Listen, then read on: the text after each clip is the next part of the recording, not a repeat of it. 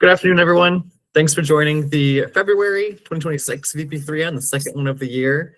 We have a very exciting topic today with the Virginia General Assembly in full swing and lots of plastics-related bills. So we're going to hear an update on what's going on there, any progress or lack of progress, but we're going to hear all about the legislative session today. But before we begin, are there any new members to the VP3N who want to introduce themselves, or anyone an established member who wants to introduce themselves? Please feel free to take yourself off mute and say hi.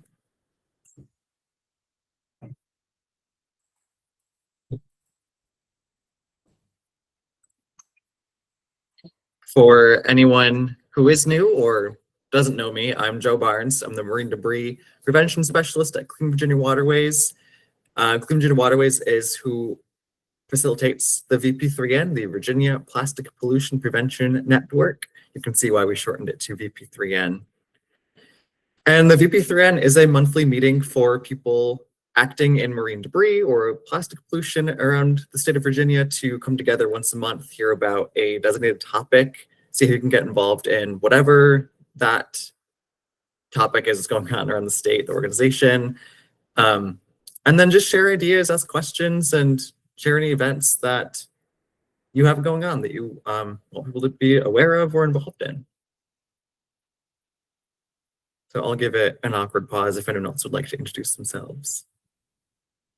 If not, it's totally fine too. Feel free to put your name and your organization in the chat as well.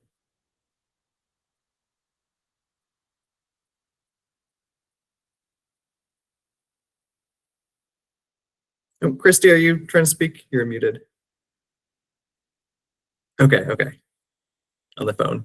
Sorry about that. Great. Then I will get started with a few up from Clean Virginia Waterways side.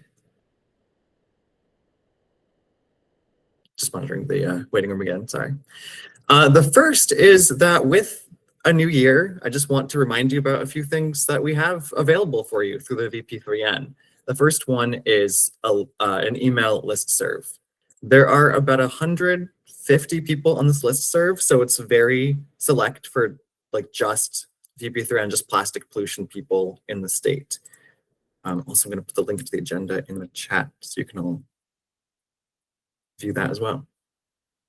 This listserv is designed to be a form of communication between meetings so that you can, again, share events or be like, hey, I'm looking for a paper or an article about this, or my organization just published an article. And so you can send it quickly out to the VP3N and maintain that communication between meetings. So if you would like to join that VP3N or get on, on the listserv and get on that mailing list, please let me know. You can email me at joseph@cleanvirginiawaterways.org and I'll get you on there. I also wanted to bring to everyone's attention the links that are hyperlinked at the top of the agenda. There are a few things that I want you to be aware of. There's the VP3N website, where I will post the newsletter and the link for every meeting, but you can also get that again through the listserv. And then feel free to follow us on socials. The VP3N LinkedIn is very active, as is the Facebook. Instagram is less so because the links don't work very well and you need pictures every time, but it's there. So give us a follow. Also feel free to tag us if you want that extra reach. Always feel free to tag Clean Virginia Waterways and the VP3N. You can always watch previous VP3N meetings on the YouTube page. And then also at the top are links to the Clean Virginia Waterways website and Keep VG Clean, more programs that we run at CVW. And then the bottom 4 links are for note takers. That's completely voluntary. I've been using the Gemini, I think, note taking, which is just easier for me because I'm facilitating and hosting. So I can't take the best notes, but it is unfortunate that I have to use AI to do that, especially being an organization called Clean Virginia Waterways.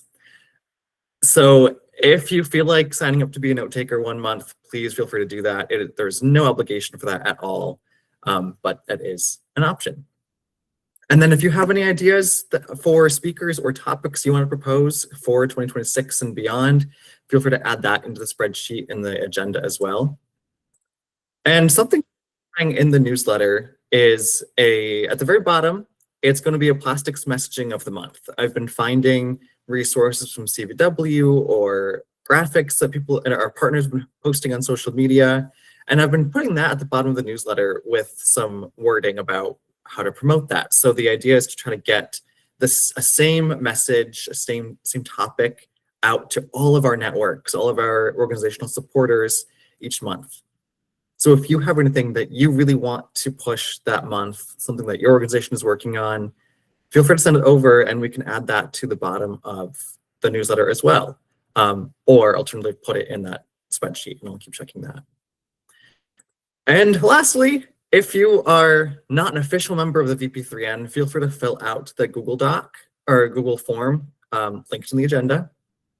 I'll put the agenda in the chat one more time because I think some people have joined since last time I put it in there.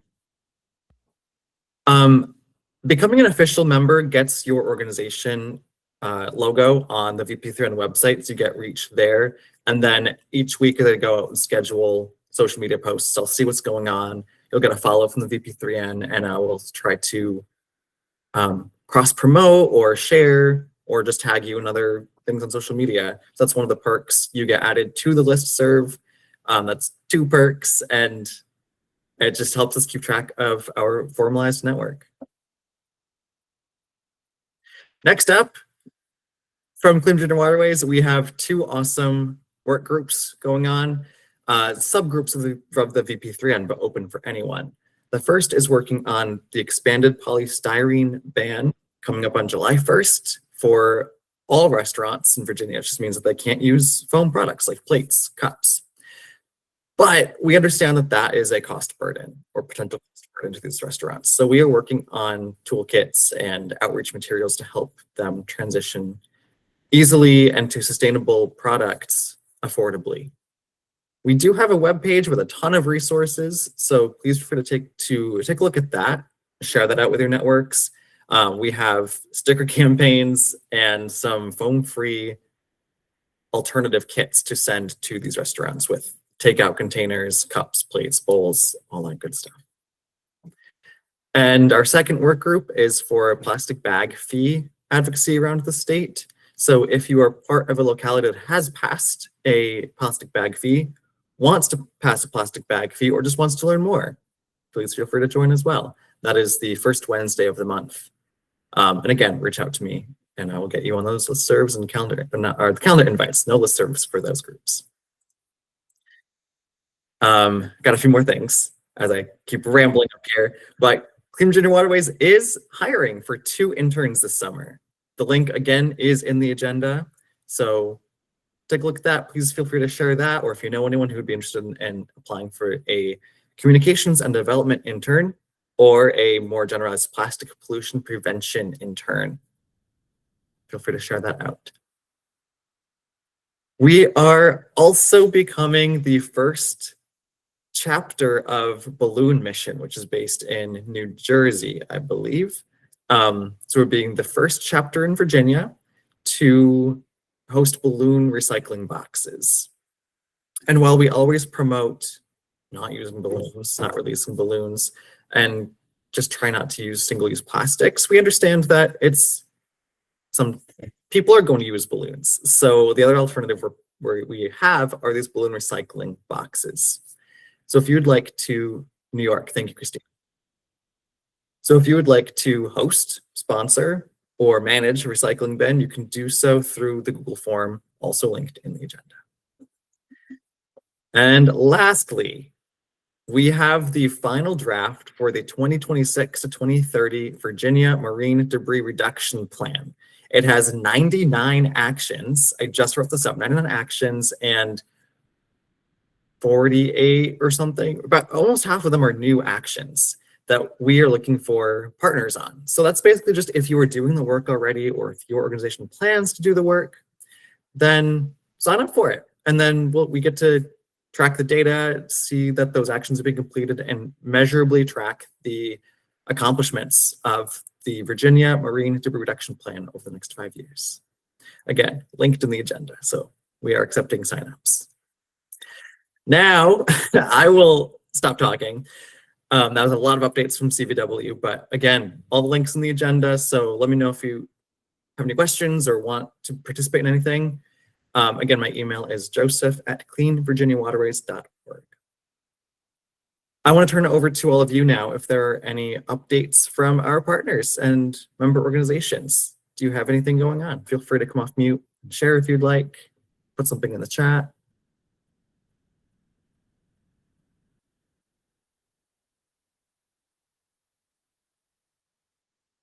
And if not, that's totally fine, but I'm sure there's something going on in Virginia. Yeah, Amy, go ahead. Sorry, I had to find my buttons. No worries. So I'm with the Chesapeake Environmental Improvement Council, which is a mayoral appointed council in the city of Chesapeake. And we're, an advisory group, and but we are a very active group, and we're really excited this year that we have partnered with the Chesapeake Public Library to do a Earth Day showing of the Lorax, and we're going to have a few environmental groups come and be there and talk and maybe do some activities, some kid-friendly activities. So anyway, we're super excited about this. It's something we've had it wanting to do for a while, and didn't really think about the library as being already having the licensing. So anyway, it's April 19th in the afternoon, late afternoon. So anyway, just sharing that something we haven't had a full Earth Day event before. We've joined others, so this is our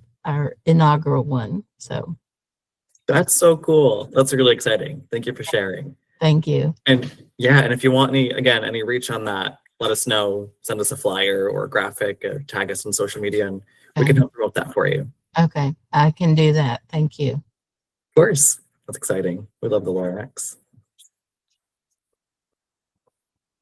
Anyone else?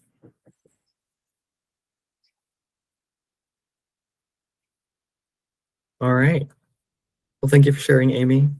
It reminds me of a time I took a Lorax board book, so it was like very condensed, and I made photocopies of it and tacked them up on trees, and so it was like for Earth Day, so you can do like a kids walk and read the Lorax as you go on the hike. It's cool. All right, so now I will turn it over to our speaker today, Elly Wilson from, just read Elly's bio that I stole from the website. Elly is the state director with Environment Virginia and has been with the organization since 2016. So congratulations on 10 years with Environment Virginia. It's very exciting. A former Canvas director and organizer with Impact, Elly now directs Environment Virginia's efforts to promote clean air, clean water, and open spaces in Virginia. Elly lives in Richmond, Virginia, where she enjoys gardening, photography, hiking, and rollerblading with her dog. As part of your presentation, Elly, I do want details on your dog. So in addition to the clean air, clean water, and open spaces, Elly also advocates for any plastic pollution or related legislation, which we are going to hear from today. So I'll turn it over to you, Elly. Thank you for being here. Thank you, Joseph. I know I was like, where is Magnolia? Can we get her up here? Fortunately, I might have to update my bio. She's kind of a little old for her rollerblading at this point of her life, but she's still the joy and sunshine of my life. So excited to be here, everyone. For those of you that I don't know, I'm Elly Wilson. I'm the State Director for Environment Virginia. And like Joseph said, I work on a wide variety of issues, but I would say that this group and working on plastics is probably my favorite thing to work on. And before I hop into the legislation, I can give just a little bit of background on, why it is that I like working on these waste issues. And I think they pertain to, a lot of the bills that we're working on this year. my background, I worked in Vermont. My first internship in college was to update our bottle bill in Vermont, and I learned about such an effective recycling system. And as a college student that generated a lot of cans from our house. It was crazy that they would disappear overnight, that people would come and take them to get recycled on their own. And, you could just see just the lack of like litter around, and it just totally I don't know if you'd say radicalized me, but I was like, there's a way that we can do this. This is a way to incentivize people to recycle. So getting to see that was just really eye-opening. And then upon graduating from the University of Vermont, I did 2 years of AmeriCorps in Knoxville, Tennessee, where we did a lot of litter prevention activities with all sorts of different groups, from the Smoky Mountain National Park to Keep Knoxville Beautiful. We worked with them a lot, but I worked in the facility services of the University of Tennessee, and I did game day recycling for the second largest stadium in the country. And we were able to achieve a 90% diversion rate from inside the stadium. So over 100,000 people, only 10% of the waste created at those games ended up going to landfills. And so much of that was because we streamlined the systems. We kept it simple in terms of the materials that we used. And we had an on-site composting facility. So we were able to really focus in on, making it as easy and accessible for people to just do the right thing and dispose of their waste properly by not having a million options for them. So everything that they got at the stadium was either, went into the recycling or the compost. We didn't really give them much of an option to throw things into the waste bin. So I was able to see in this, closed system how we could do this. Tailgating was a whole nother nightmare. Hardly anything ever went into the recycling properly outside the stadium, and because everybody could bring whatever they wanted. So we had, food trays that were covered in food and styrofoam and just, so many different materials that people didn't know what to do with. So seeing that stark difference really made me want to create policies to emulate what we were able to do inside the stadium, and seeing how that worked so well, seeing all the money the university saved, and just knowing what an impact that those games had on, sending stuff to the landfill if we didn't do it correctly. So, 100,000 people, that's like a city, so it wasn't a small feat by any means. So that's a little bit of background. And the reason I bring that up is because I think a lot of the bills that we're working on this session sort of get at some of the aspects of what I took away from that time. So I first want to mention kind of the first thing that we worked on this session was a bill there was a bill to repeal the ban on foam cups and takeout containers. This has always been a really popular and bipartisan bill that has been attacked every year since it passed. And hopefully this was the last attempt at bringing it down. But in a strong showing of support for reducing plastic pollution, the Senate Agriculture Committee voted against repealing this. We had Senator Stewart as our Republican vote against the repeal, and he was a patron of the bill. So when I say it was bipartisan, we've actually had like patrons be Republican and stuff, and I think that has helped us keep this policy alive, and it will be in full effect this summer. So who knows, maybe they'll bring it back. It's just like an annual thing we get to all work on together. It's kind of fun at this point. So that's sort of the first thing. Luckily that's done. I recommend, it was SB 11.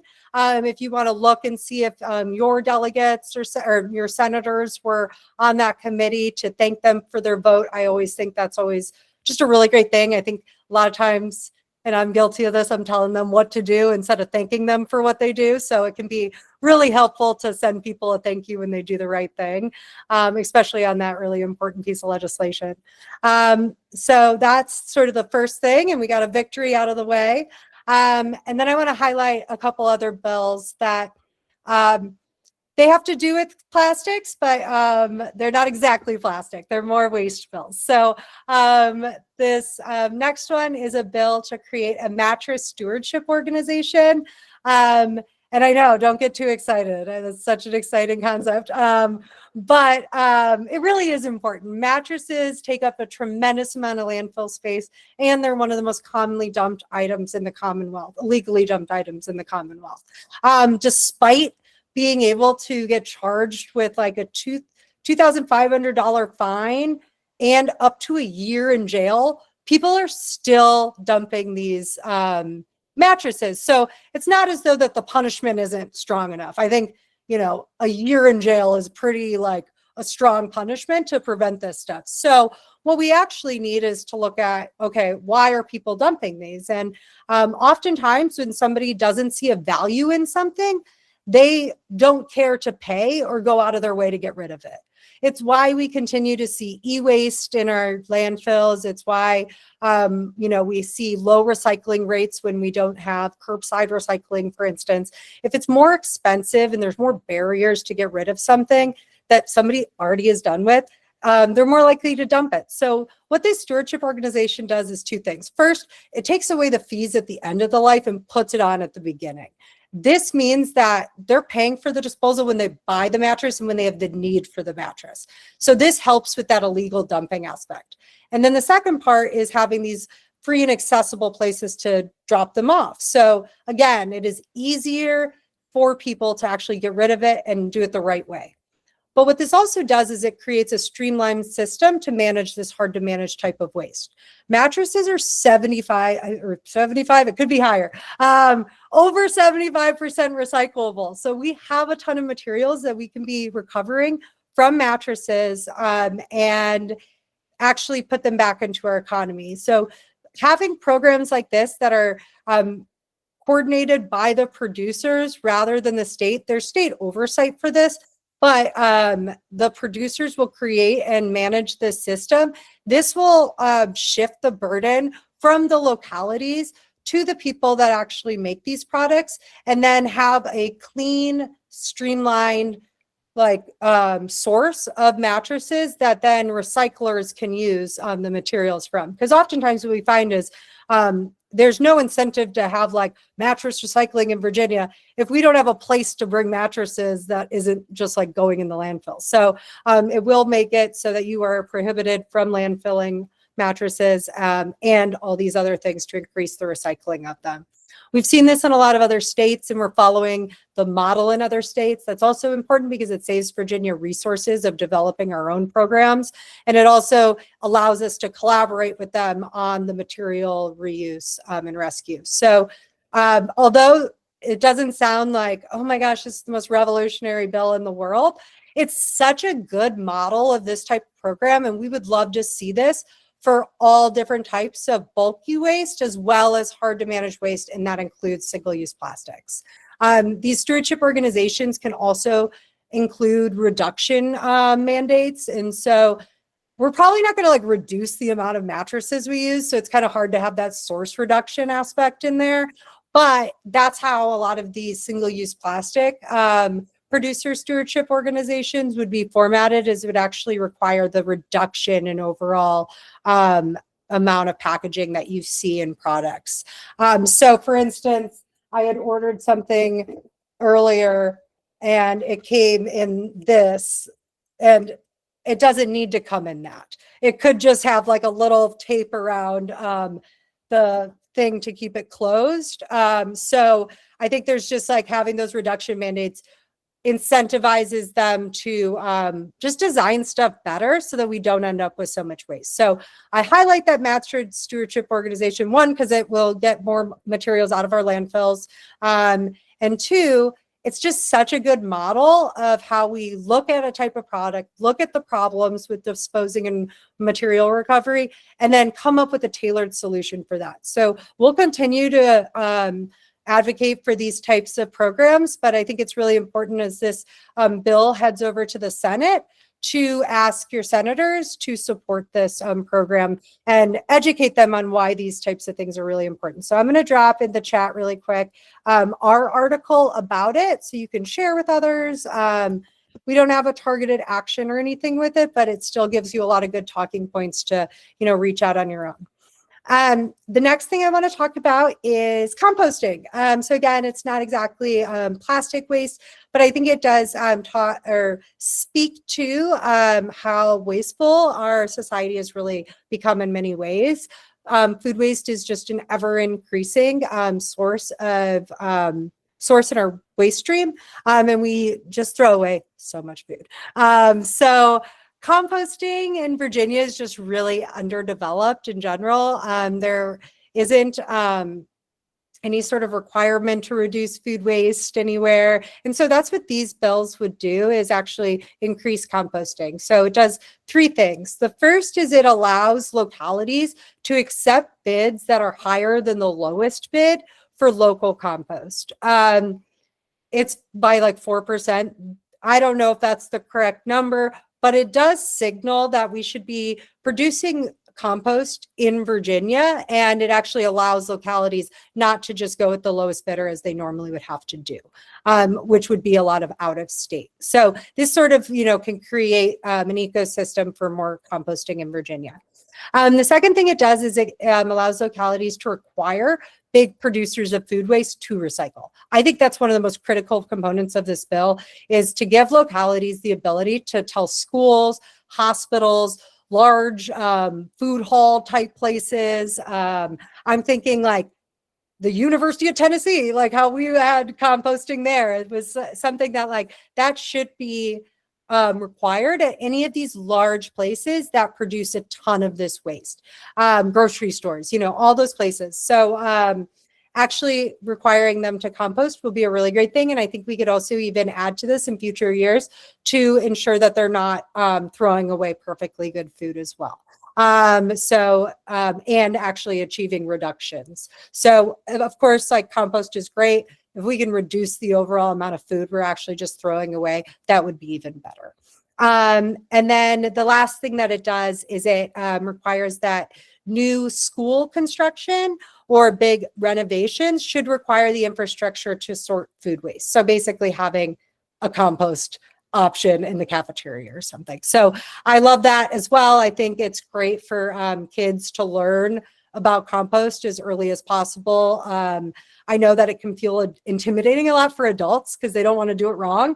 So if we teach kids how to do it, that can sometimes be one of the best ways that we can, one, get adults to learn from their kids, and two, just start the new generation with that being a norm instead of like a, ooh, they're composting type thing. So we're excited about those bills that are moving through the process right now, and we'll continue advocating for them. I do want to highlight just a couple quick pieces of legislation that did not move throughout the session, and that I think that there is room to work on in the future. The first being, they're both going to be right to repair bills. So in addition to, reducing, reusing, we should be repairing what we can. Fixing it first is a really important, thing to follow in everything from building new roads to the products that we have. So the only reason right now that you're able to, have a car breakdown and you're able to go to your local mechanic is because of right to repair legislation. So right now, though, with, your cell phones, your dishwashers, your washing machines, all these other types of products, the companies don't provide the manuals and the diagnostic tools in order for just the everyday person to be able to fix their phone or use a local repair shop. They also are using technology so that you can't do parts pairing. So essentially, if you try to put in your own battery or something, the phone is like, nope, that's not right, and just doesn't work at all. It completely shuts down.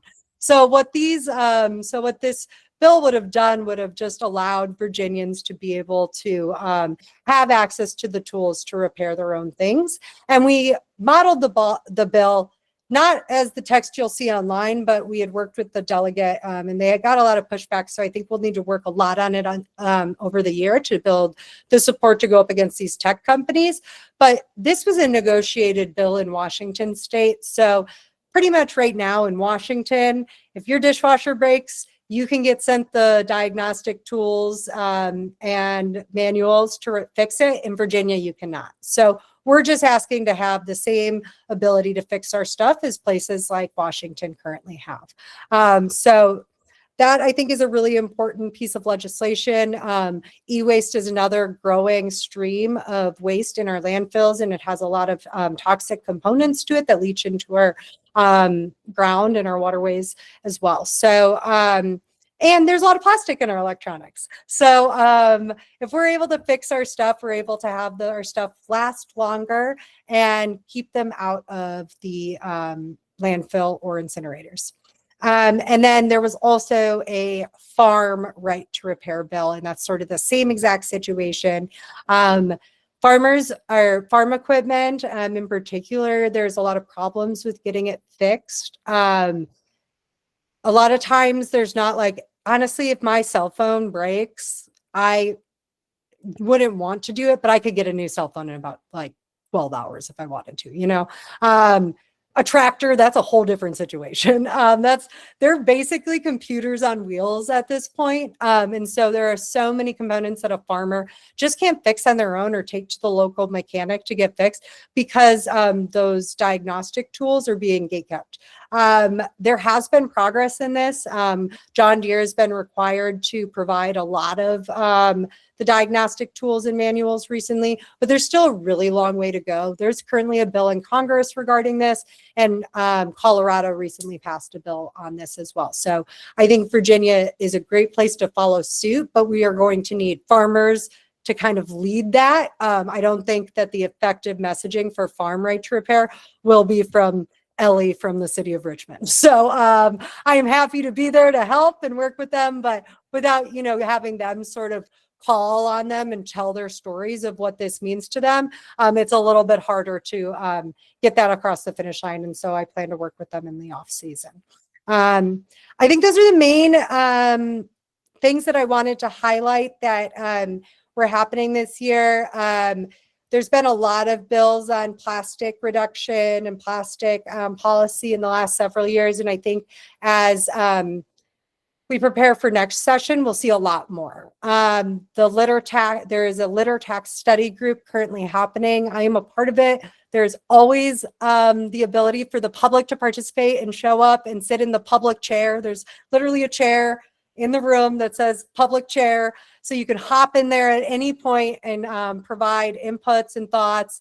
But whatever we create from that group will be recommendations to the General Assembly regarding a whole host of waste issues.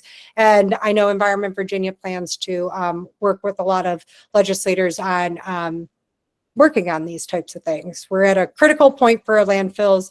Our incinerators are getting old, and it's also, you know, just silly that we're just burning or burying materials that we can be reusing. So that's why there's not a ton of plastic spills this year, but I anticipate a lot next year. But I think these types of bills also really help us take a step forward in the direction we want to go. But I'm happy to answer any questions. And I can drop a link to the composting stuff. I have an article on that as well.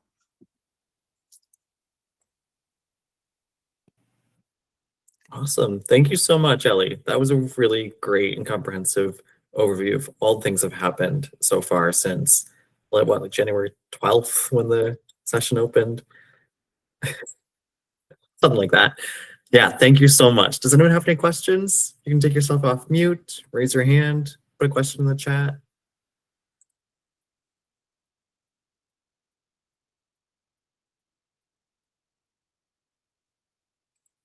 Okay, well, I have several. Yes, question. So. Question. Oh yeah, go for it. I think I got two, but I only wrote down one. Composting. I went and talked to my local food line in Newport News, and I said, "Hey, can you recycle your scraps?" And they said, "Well, no, we get in trouble with the health department."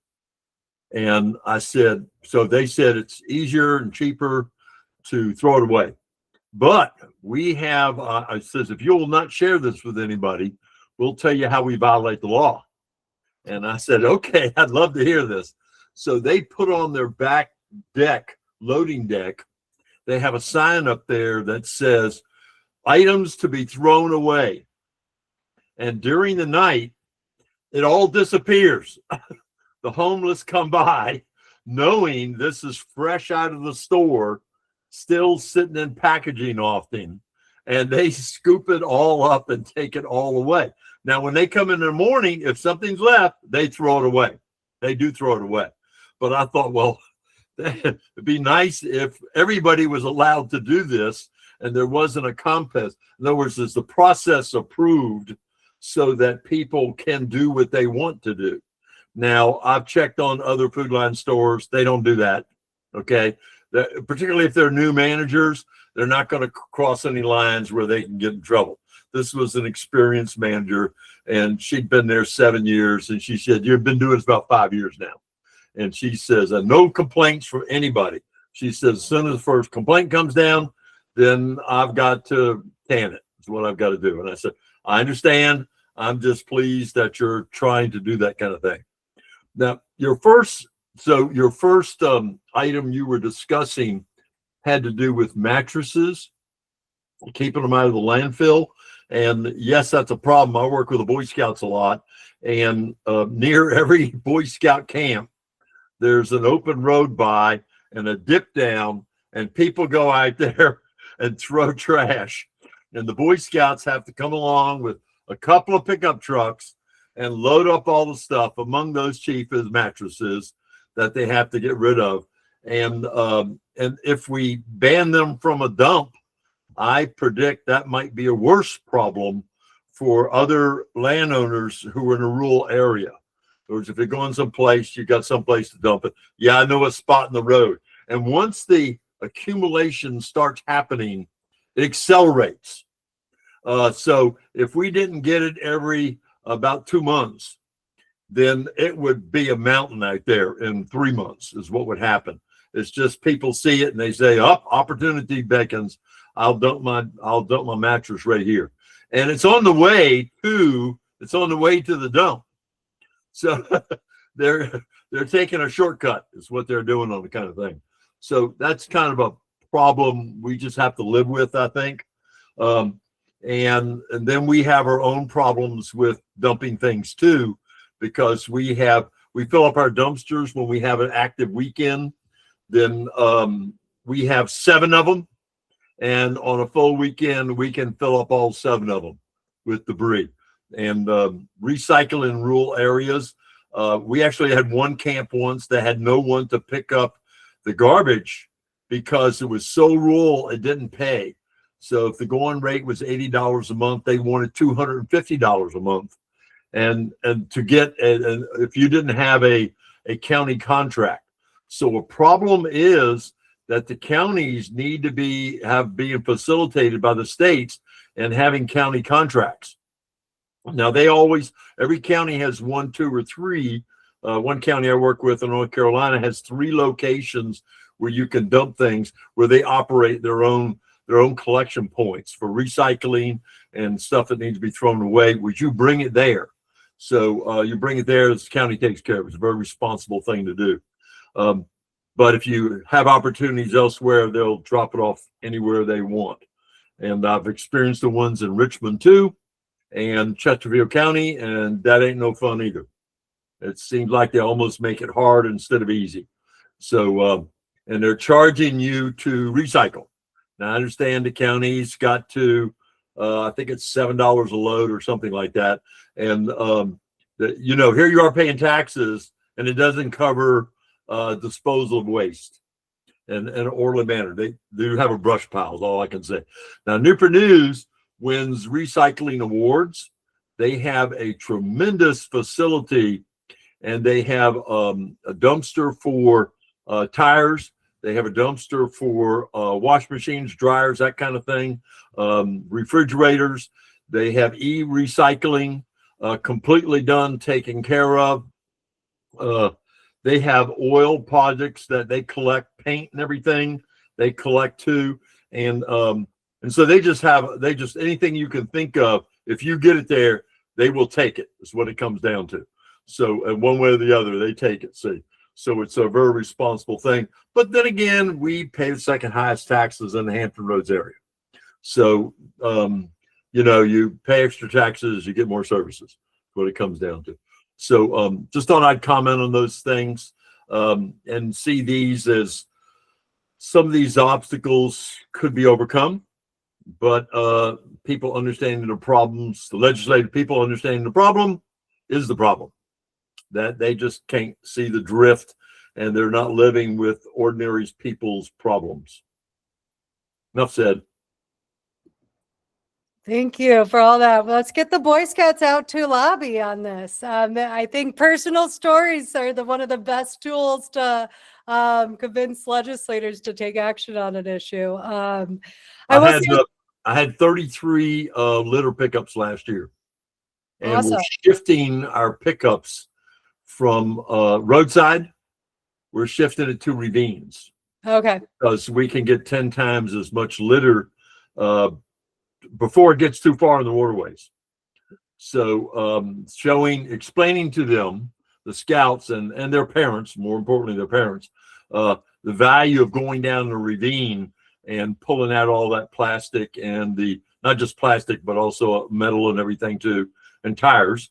We had one pickup and I don't know, it was 700 pounds or something like that, and 11 tires and a whole load of other stuff so we know where the bonanza of litter work is being done, can be done. Thank you. Well, thanks so much for doing all that cleanup. And I think you highlighted so many of the points of why, we need to be kind of rethinking how we're doing waste management in the Commonwealth.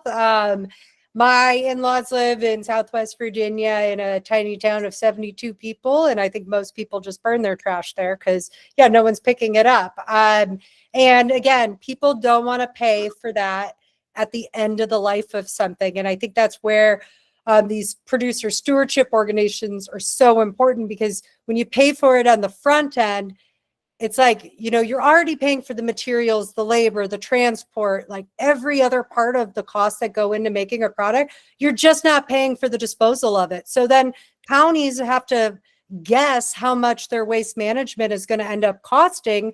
And they end up with so many different materials, and you end up with people having to pay at the dump or pay really high taxes. And it's just kind of a number, not totally drawn out of a hat. I don't want to say that, but it makes more sense for the producers, the ones making the products, to know what the cost of getting rid of their products are. And so I think that could also do that could bring a lot better waste management to rural areas, particularly where we see a lot of this dumping and stuff. So, and then I should clarify with the mattress, like prohibiting it going into landfills. This really comes into play with more so that, if you buy a new mattress and you have it delivered, a lot of times they will take the mattress.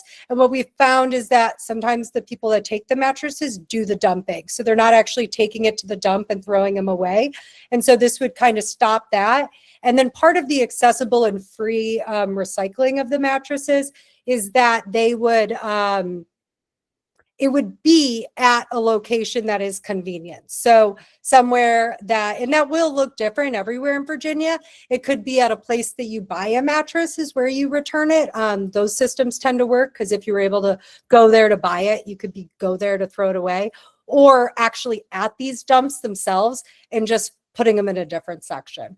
But places like in Virginia or in Richmond, for instance, they have bulk pickup. So they do all the pickups and stuff, and this would just require them to keep them separate and have that streamlined management system there. So I think it can be just a really helpful tool in order to ensure that, we're actually getting these recycled. And of course, we'll probably always see some bad actors out there, but if we can reduce that and not just rely on, the Boy Scouts of America for keeping our waterways and ditches and ravines clean, that would probably be a good thing. And then I also am curious. I am curious about I love the Food Lion story. I wrote that down too, and I think that is a potential. I think we've seen other countries do this, and I think some other states have looked at legislation really getting into the disposal of food, particularly at grocery stores, and what they end up doing with it, whether it be requiring, like, I think my understanding is that it would we could require like the composting of things that are unpackaged and stuff, but so much packaging is now in a lot of our stuff.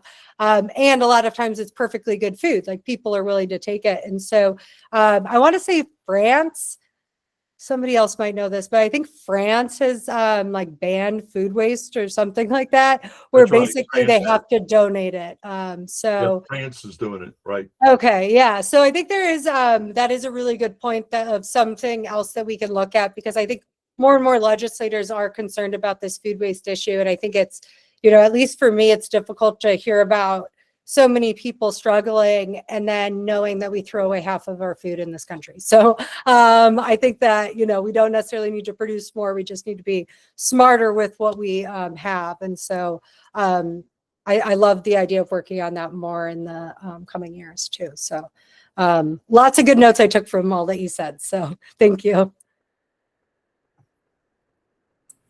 Yeah, thank you for that, David, and thanks for your responses, Elly. Any other questions?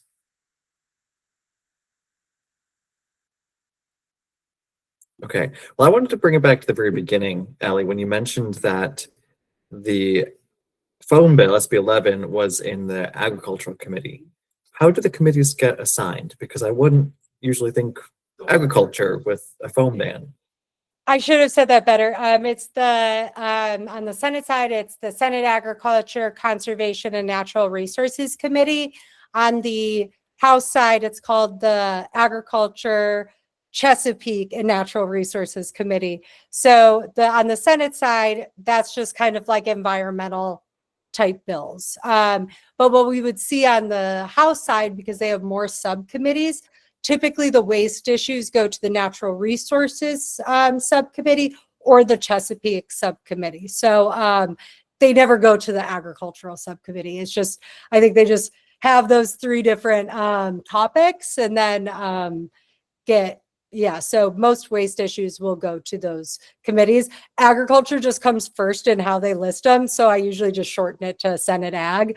And I should have absolutely said the full name, because I think that would have made more sense to folks. But I will say that there's a really great farmer that did join in testimony and gave such a good story about how plastic pollution impacts farms, and had my favorite quote of session, which was, "Sheep are dumb." And that's like how she kind of like, she was like, "Sheep are dumb, they will eat the foam." And I just got such a kick out of it. I like wrote it down at the top of my notebook for the day. So that's why they're in that committee. Thank you. That makes a lot more sense. Also, talking about the compost bills, I know they're mostly for food, but do you think it applies to compostable products like bioplastic cups or utensils? I think that it will allow for things that are compostable, and honestly, because it's industrial, like a lot of things that are compostable that normally people are like, those actually aren't, they can be, just because they can break down. There are growing concerns about what are in these, so I don't want to totally go into all of that, but like, I do think that's something in the future that we might have to like look at, is to ensure that there's not like forever chemicals in these compostable materials. But currently, I still think it's a good, step in the right direction, because it would be an industrial site that it would go to. It should be able to take things that are like bamboo or things like that. Those should be able to break down quite simply in those systems. I do think in the next 5 years, we're going to have a growing concern as to what exactly these are made out of, and maybe establish some guidelines into what we want to accept into those. And we'll get there. We'll get there. Thank you. Well, a nice segue from we'll get there is when you mention the work that's to be done over the next year to do some revisions to bills that were voted down or anything like that. How can people get involved in that kind of work? What does need to be done over the next year? There's so much to be done. How about I come back in April? But we can talk about it. I'm still today's crossover, so I'm still very much in like, let's get these things fast and stuff. But I will say in Virginia, our session is so fast next year. It's only going to be 46 days. So I would say 75% of decisions are almost made before session starts. We can absolutely shift momentum once people gavel in, but the more that we can be talking to our leaders, and they don't even have to be your state senators and House delegates. If you have start with your city councilor, your board of supervisor representative, and express that, it's upsetting that we don't have better waste management in Virginia. The more that we are engaging with our leaders on this and saying that, how we're currently doing things isn't acceptable, that can make a big difference in getting legislators to want to take action next year. I think some good points to bring up or concerns about, is a landfill going to come to my community because we're getting to a critical landfill space? What's your plan for reducing waste and reducing stuff getting sent to the landfill? I think another good thing that especially localities that you can talk to them about is not necessarily a shame game. Say like, it's not fair that you're in charge of managing all this waste that you have no control over. They have no control over what is in the waste streams. And so by advocating for things like a producer responsibility for more items to sort of fundamentally rework how we think about waste and waste management can be really helpful. And I think I take pictures of waste in the parks and send it to my city councilor. She's probably sick of it. But, it's like, I think it's important for them to like continue to hear that that people are concerned about it. And it's so wonderful that, there are so many groups in Virginia working on litter cleanups. But at the end of the day, it shouldn't just be up to like the goodwill of like residents to take care of that issue. It should be the people that are creating the products that cause all this waste. So I think there's a lot to be done in terms of just individually or from your group, or, if you represent more than just yourself, being able to, get a letter together or something to your leaders, I think can be super helpful. The more they hear about something, the more they're going to care about it. Letters to the editor are really helpful in your local newspaper, things like that. But I do think that it will be really helpful after session to, I know I'll be working with a lot of folks and happy to have anybody reach out to me that want to be a part of conversations to really think about what we want to advocate for next year and everyone be on the same page. So please do reach out to me. I'll put my email in the chat. But that's all I have for what to do next, because I'm still I'll still be figuring it out. Definitely. Thank you. I have one more question, but I'll give another pause and see if anyone else wants to take this last question instead.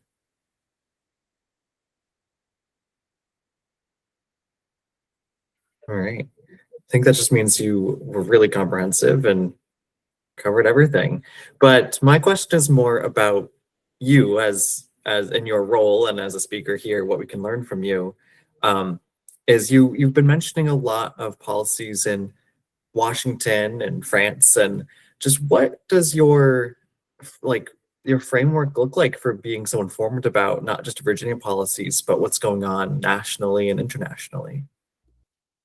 I don't think we need to be the first in anything. There's so many great already systems that work. And if we just adopt more and more of those, sure, there might be a situation where we could be the trailblazers on it, but there's so much that we can do to follow in the footsteps of what other states are doing. So I try to stay up to date on as much information on like waste as possible. I have been, if you really want to get into like my dream waste system, check out Sylvania.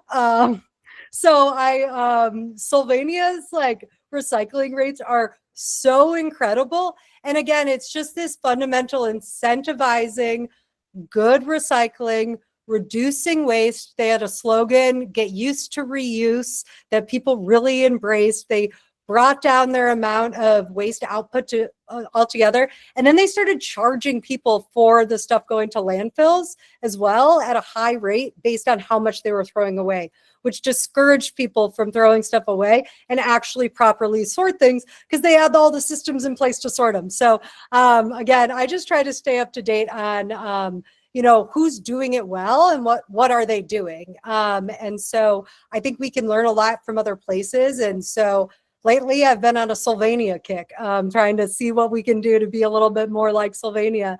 And again, it's kind of a lot of the things we know work.